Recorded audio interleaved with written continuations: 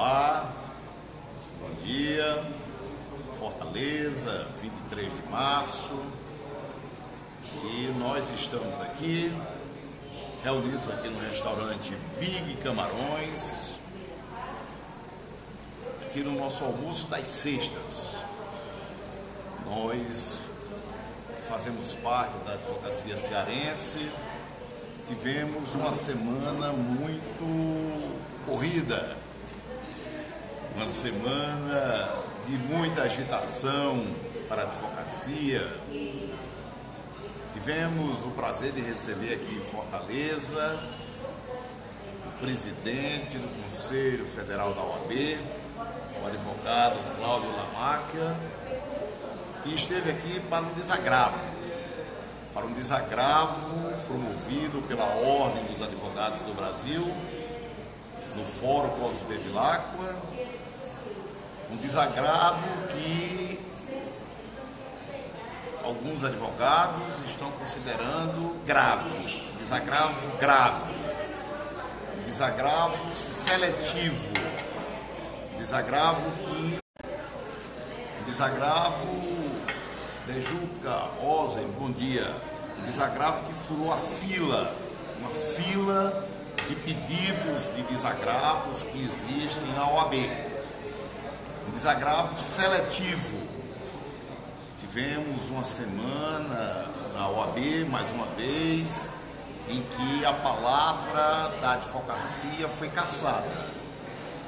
Eu mesmo, em uma sessão recente do Tribunal das Prerrogativas, imagino os senhores, Tribunal das Prerrogativas da própria OAB, para eu falar foi preciso o presidente do Tribunal de Prerrogativas pedir autorização aos advogados que lá estavam, pedir autorização à advogada que estava presente lá, agravada, para que eu me manifestasse como um amicus curiae, como amigo da corte. Eu estranho atitudes desta natureza vindas de uma instituição de lutas como é a Ordem dos Advogados do Brasil. Sabemos que esta nobre instituição sempre lutou por eleições diretas para presidente, mas na casa dos outros, o governo federal, os governos estaduais, na presidência da República, mas o presidente Cláudio Lamáquia, que esteve aqui nesta semana para participar deste desagravo seletivo lá no fórum, o desagravo da amiga do presidente, que furou uma fila de desagravos que lá estavam. Esse presidente do Conselho Federal, ele é eleito por eleição indireta do Conselho Federal. Então, a entidade que prega a democracia, Ordem dos Advogados, Conselho Federal, é a mesma entidade que ainda elege o seu presidente pela eleição indireta. Esta entidade, Ordem dos Advogados do Brasil, presidida aqui pelo meu ilustre colega advogado, Dr. Marcelo Mota, é a mesma que proíbe o advogado de falar nas suas sessões. Eu só falei no Tribunal das Prerrogativas porque o seu presidente, Dr. Cleto, pediu para a advogada agravada, perguntou se eu podia falar em defesa dela, e assim ele me permitiu, porque pelo regimento, segundo ele, é proibido. Nós tivemos um colega, Dr. Ramon Davi, que também quase não fala em uma sessão em sua defesa. No desagravo que foi feito lá no Fórum Clóvis Bevilacqua, com a presença do presidente do Conselho Federal, eu mesmo tentei falar, mas não foram abertas as inscrições. A advocacia cearense não teve vez, não teve voz.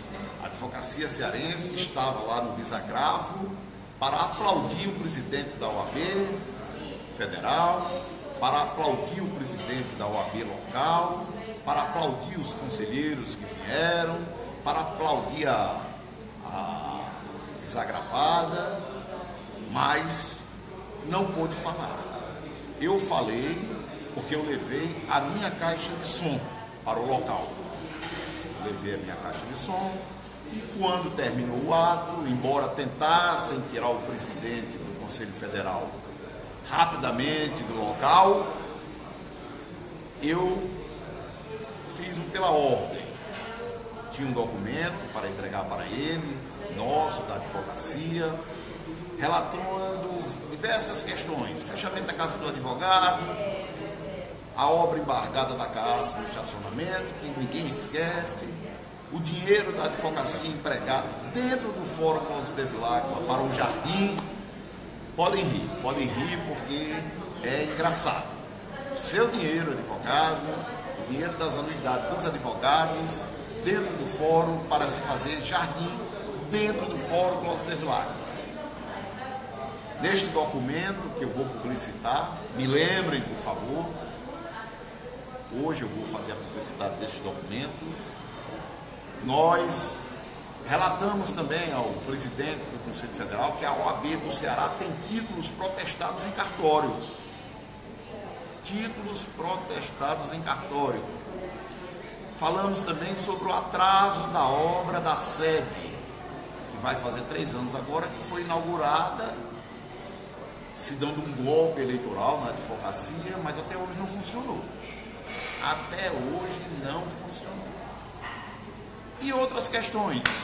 Defesa da vida dos advogados. Eu fiz um requerimento, um abaixo-assinado, em solidariedade aos advogados assassinados no exercício da profissão, e até hoje não recebi nenhum despacho do meu requerimento, do nosso requerimento. Então, a advocacia cearense tem que estar atenta a essas questões. O desagravo foi feito, mas foi um desagravo muito deselegante por ter furado uma fila de outros pedidos de desagravos que estão na gaveta do presidente da OAB e na sessão que houve lá em Aracati, onde nós participamos, porque fizemos as nossas manifestações, os nossos desagravos, um grupo de advogados, eu juntamente com o doutor Mardônio, Pérola Negra dos tribunais, nós fomos a Sobral, fomos a Caucaia, fomos a Maracanaú, fomos a Aracati, e lá em Aracati, um diretor da OAB, corregedor, reclamou dos diversos desagravos engavetados na OAB, que inclusive era para ter havido o fechamento da pauta do Conselho até o julgamento destes desagravos. Então, a impressão que nós temos é que a OAB prega justiça, celeridade, democracia na casa dos outros. Na casa dos outros, a OAB prega toda a democracia deste planeta. Mas na sua própria casa, o advogado não tem sequer direito à voz. Isto é muito grave, muito sério. Precisa ser revisto. E como eu procuro falar a verdade, sem ser dono dela, eu estou aqui hoje com um colega nosso, Dr. Ramon Davi, que é o nosso convidado para o almoço das sextas, que vai conversar conosco aqui. Ele vai falar para os senhores sobre esses assuntos que eu estou colocando aqui. Se a OAB obedece à ordem cronológica dos pedidos de desagravo, se a OAB garante a voz do advogado dentro da sua casa e outras questões de ordem que nós vamos conversar. Doutor Ramon, bom dia, seja muito bem-vindo mais uma vez ao almoço das sextas, e eu peço que o nobre colega fique à vontade para conversar com a nossa advocacia que está aqui nos acompanhando pelo Facebook ao vivo, e depois nós vamos salvar o vídeo para ficar aí, para que as pessoas discutam isso, os profissionais liberais nos escritórios, a própria OAB no seu conselho, nas outras seccionais, no Conselho Federal, nas faculdades de advocacia, nos diretórios das faculdades de Direito, enfim, para que a gente discuta sobre as questões que envolvem a Ordem dos Advogados. Bom dia, meu nobre colega, doutor Ramon, seja muito bem-vindo. Bom dia, Coelho Neto, bom dia a todos que estão nos ouvindo. Bom dia, doutor Luiz, fico muito feliz com o convite e, assim, feliz mais ainda com a sua amizade de você, que é um guerreiro das prerrogativas dos advogados. Mandar um abraço para o meu amigo doutor Ramon Arraes, que está nos assistindo aqui, e dizer que essa é uma semana emblemática para a advocacia alencarina. O desagravo da doutora Sabrina Veras, e aqui eu ouso discordar do colega, ele merecia sim passar à frente de todos os demais, por dois requisitos, que tanto pela notoriedade quanto pela urgência, né? O fato tanto foi notório quanto foi um ato assim gritante contra toda a advocacia cearense. No entanto, não exime de culpa o Conselho Pleno, a diretoria da OAB, de não ter mais desagravos. E a caravana da advocacia que esteve aqui no dia do desagravo, na quarta-feira pela manhã, foi uma atitude da direção da OAB Ceará que eu considero assim repugnante, pelo fato de que foi uma coisa que não foi tão divulgada, quer dizer, foi pouquíssimo divulgado. Eu acho que já no intuito de não dar voz à advocacia, era uma audiência pública que estava marcada para começar às 9h30 da manhã, salvo engano, ou às 8h30, e só foi começar quase 11 horas da manhã, tendo em vista que teríamos o desagravo logo mais à tarde, às 2h30. Então isso tolheu, inibiu muito dos que estavam ali, até de um tempo maior para falar. Aquilo que eu falei perante o presidente Lamáquia e o presidente Marcelo Mota, eu queria ter falado ainda mais, mas pelo curto espaço de tempo, os 3 minutos, só pude falar aquilo. E além disso, o que nós temos aqui no nosso Conselho Seccional da OAB, e isso também se estende ao próprio Tribunal de Prerrogativas que foi criado, que a meu ver eu considero uma aberração, porque já se tinha a Comissão de Defesa de Prerrogativas, da qual eu fazia parte, e eu saí da Comissão de Prerrogativas, amigo Luiz, sim, pelo fato de que eu considerei que a defesa de prerrogativa da OAB era uma farsa, assim como eu ainda considero. Eu fazia parte. Mas isso é muito grave. Eu considero uma farsa, por quê? Não, tirando a Comissão de Prerrogativas, o presidente Cleto, que eu tenho uma admiração muito grande, e todos os advogados que compõem atualmente o Conselho, o Tribunal de Defesa de Prerrogativas, que se reúnem a cada 15 dias e passam ali, eu acho que 6, 7 horas debatendo processos, sem ganhar R$1 por isso. No entanto, não adianta esse esforço se as medidas que ali são tomadas não são levadas a cabo pela diretoria da OAB. Então não adianta um tribunal, uma comissão atuante, bem contundente, se aquelas medidas não serão efetuadas e serão efetivadas na medida correta que elas devem ser. Por isso eu saí daquela comissão, isso já vai fazer quase 1 ano e meio, e de lá para cá eu confesso que eu não tenho visto nenhuma atitude da OAB até a quarta-feira agora, que merece o louvor e não poderia ser diferente. O caso da doutora Sabrina foi um caso assim, sem precedentes aqui na Justiça do Ceará, certo que tem muitos casos que são parecidos, mas nenhum com comprovação, como foi feito pela advogada, que aqui merece as nossas considerações de coragem e altivez. E a partir disso, eu acho que a OAB tem que tomar a postura coerente, a postura enérgica, a postura que é cabível à Ordem dos Advogados do Brasil, de combater toda e qualquer violação de prerrogativas. Doutor Ramon, no seu caso, o que foi que aconteceu que o senhor requereu à Ordem dos Advogados um pedido de desagravo? O meu pedido de desagravo ocorreu, o fato que originou esse pedido ocorreu em 2015. 2015? 2015. 9 de setembro de 2015. O senhor estava por quanto tempo na advocacia? Eu estava com 3 meses de OAB, salvo engano. 2015. 2015. O senhor então já tem 3 anos. Isso. E o que foi que aconteceu? Nos contem detalhadamente, pode falar lentamente, da forma que o senhor quiser. Aqui o senhor tem tempo, aqui o senhor tem voz, aqui o senhor tem vez. Ainda bem, né? Ainda bem. Diferente da casa do advogado, que deveria ser assim e que não é. E em 2015 eu atuava na seara tanto criminal quanto militar, né? Que eu sempre tive uma afeição muito grande pela área militar e me dirigi à Escola de Aprendiz Maria do Ceará, juntamente com meu irmão, para lá fazer requerimentos administrativos de clientes, 2 clientes meus. E na ocasião me foi dito que eu teria que me identificar, que teria que esperar o assessor jurídico, que eu só poderia ir para a sala do assessor jurídico. Isso em detrimento da Lei Federal 8.906 de 94, que determina o direito do advogado de ingressar livremente em qualquer órgão público. E isso, o órgão público, também se enquadra um órgão militar, que no caso é a Escola de Aprendiz Maria do Ceará.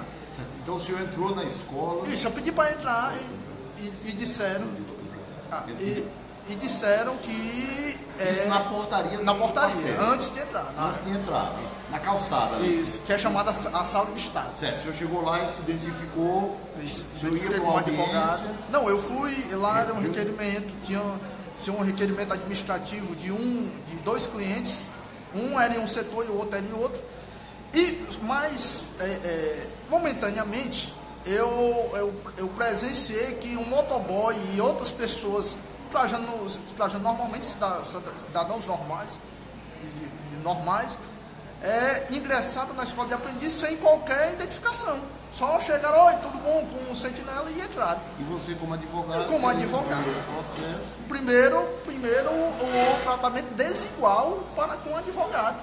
Isso sem ressaltar a missão, digamos, constitucional do advogado, que é o interesse dos seus clientes. E questionei lá o contramestre, ele disse que era ordem do comandante, perguntei se poderia falar com o comandante, ele chamou o oficial de serviço. Sim. E comecei a explicar para o oficial de serviço, não durou nem 1 minuto eu explicando para o oficial de serviço, chegou o comandante imediato da Escola de Aprendiz Maria do Ceará. Quem não conhece, na hierarquia militar tem um comandante, que era um capitão de fragata, e o capitão de corveta, que é um posto abaixo, chegou para falar comigo. E já chegou na portaria, eu nem entrei. Já chegou, como se diz na gíria, entrando de sola, dizendo que era eu que estava tentando invadir ali, que eu tinha invadido, que não era assim, e num tom assim bem enérgico, digamos assim.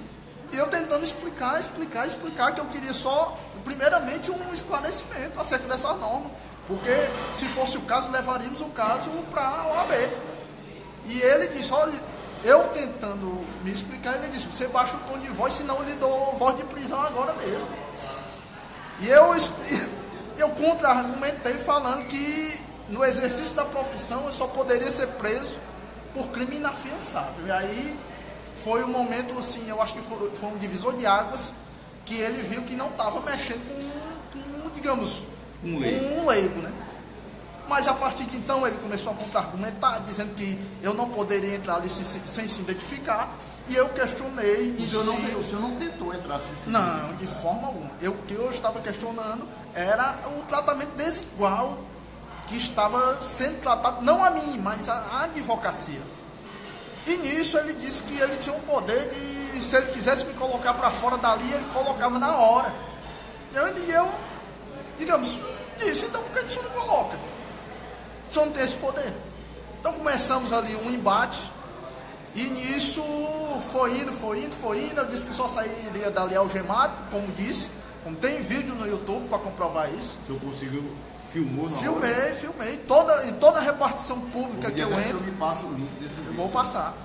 E toda a repartição pública que eu entro, infelizmente, é necessário que eu entre gravando. Atualmente só atuo na área criminal, mas o advogado criminalista ele já é visto como um inimigo, digamos, do poder público, porque para a grande maioria dos servidores, de militares e tudo, o advogado está ali para atrapalhar. Ele não está ali para cumprir a lei. E nisso teve um embate ali e fomos lá para fora. Você estava sozinho? Estava eu e meu irmão. Meu irmão seu irmão que também é advogado. Isso, é advogado também. E quando foi, e nós fomos lá para fora, e começou aquele embate tudo ali, meu irmão ligou pro centro de apoio e na época... Centro de apoio dos advogados. Na época o presidente Valdetá disse que estava a caminho. Então eu saí dali, né, já para me resguardar, mas o presidente Valdetá não foi, quem foi o Dr. Robson e o Dr. Cícero, que são do centro de apoio. Sabino. Isso. E foram lá, só entraram lá dentro. Assim, o que eu fiquei mais espantado com o centro de apoio nessa ocasião foi que o centro de apoio não veio, ele falou pouquíssimo comigo, ele foi lá dentro, mais sabe a versão da Marinha do que a minha. E quando saíram, eles disseram, ó, quando for amanhã, você vai lá no centro de apoio e pra gente pegar o vídeo, eu disse, pô, o centro de apoio é para apoiar o advogado. E eles foram mais para, digamos, saber, para ver se era realidade ou não, em relação à Marinha. Com a surpresa... Não, eu não fui na OAB no outro dia, porque o comportamento do Dr. Robson... Me assustou. Assim, não me assustou, porque eu acho que para me assustar tem que ser algo grave. Mas me surpreendeu, assim, negativamente, sabe? Mas, de todo modo, eu postei no grupo, o doutor Tiago Alves se prontificou como membro lá do Aracati, meu amigo. Depois disso, ele passou a ser meu amigo. E ele se prontificou a relatar, ele disse que eu fizesse a denúncia na CDPA na época, e se disponibilizou a relatar o processo na CDPA e me deu todo apoio e tudo. Então, assim eu fiz.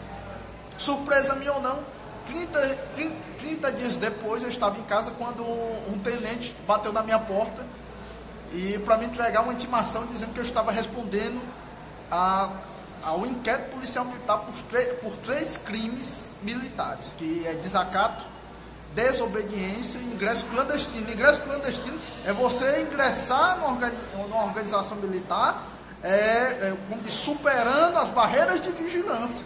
Tem lá no Código Penal Militar. Então, assim, eu fiquei surpreso, assim, sem chão.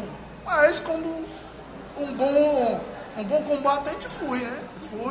Exerci meu direito constitucional de permanecer calado, numa estratégia de defesa, eu e meu irmão, e só fizemos colacionar o vídeo que fizemos na ocasião para comprovar, porque a versão apresentada pelos militares não tinha respaldo nenhum.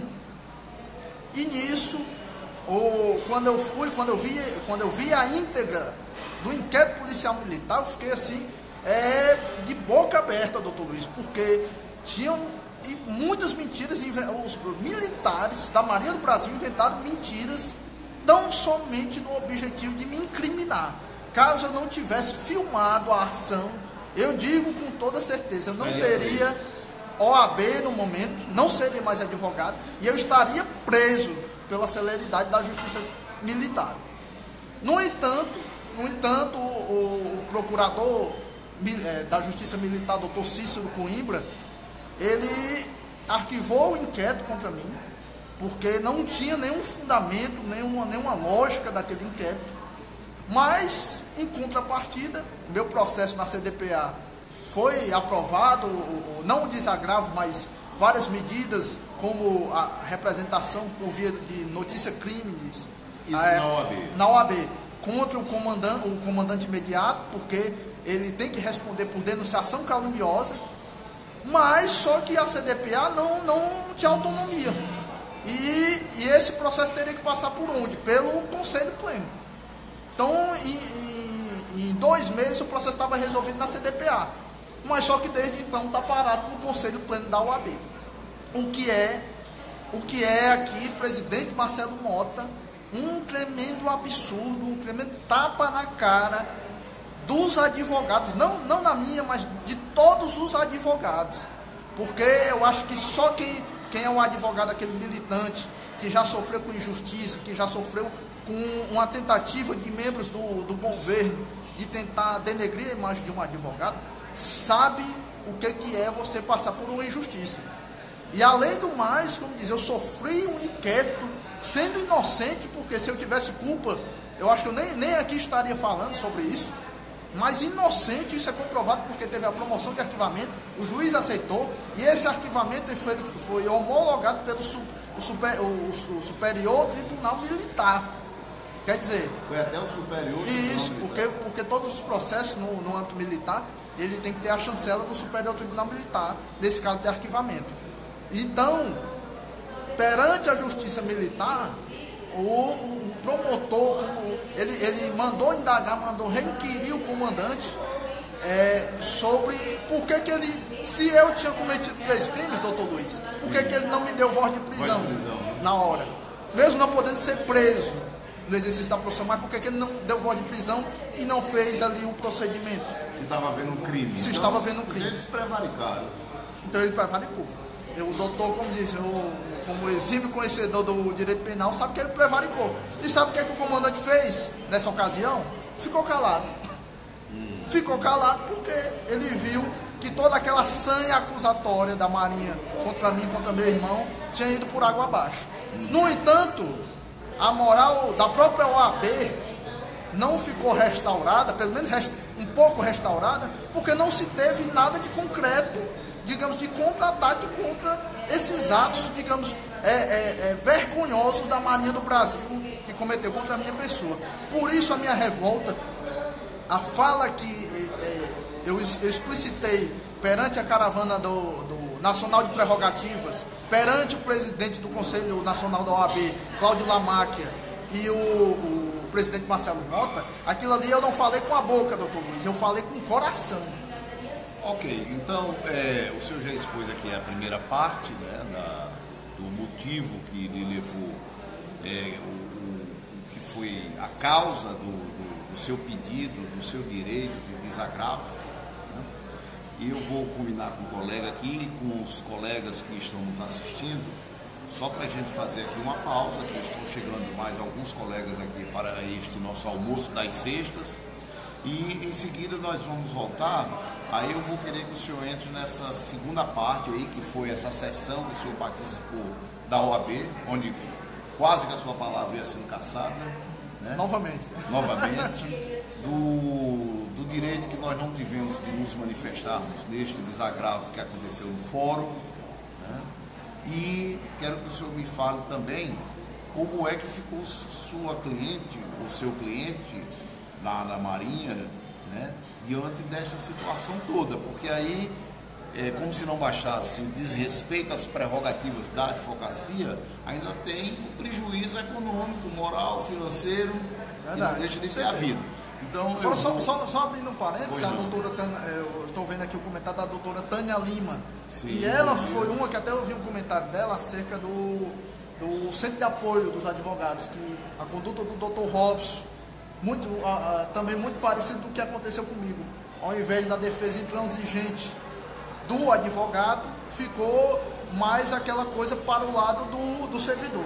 Então, isso também nós vamos explicitar na segunda parte. Ok, então já nós retornaremos aqui, dentro de meia hora no máximo. Nós estamos recebendo outros colegas aqui e o doutor Ramon vai continuar com a sua explanação, trazendo aqui outros esclarecimentos da sessão que houve na OAB, da visita do presidente do Conselho Federal, de como ficou a situação. Era de um cliente ou de uma cliente? Cliente. Uma cliente? Um cliente, né, do prejuízo que ele sofreu, dos reflexos que isso trouxe para a sua advocacia e outros detalhes que nós vamos conversar aqui, ok? Então, já nós voltamos, pedimos aos colegas que curtam, comentem, compartilhem e fiquem atentos a esta situação, a esta luta, a esta solidariedade ao colega Ramon, doutor Ramon Davi, que é a luta de todos, a luta da advocacia em defesa das prerrogativas. O doutor Alexandre Bastos Salles está chegando e nós estamos aqui aguardando os outros colegas advogados aqui para mais um almoço das sextas. Até logo mais, muito obrigado.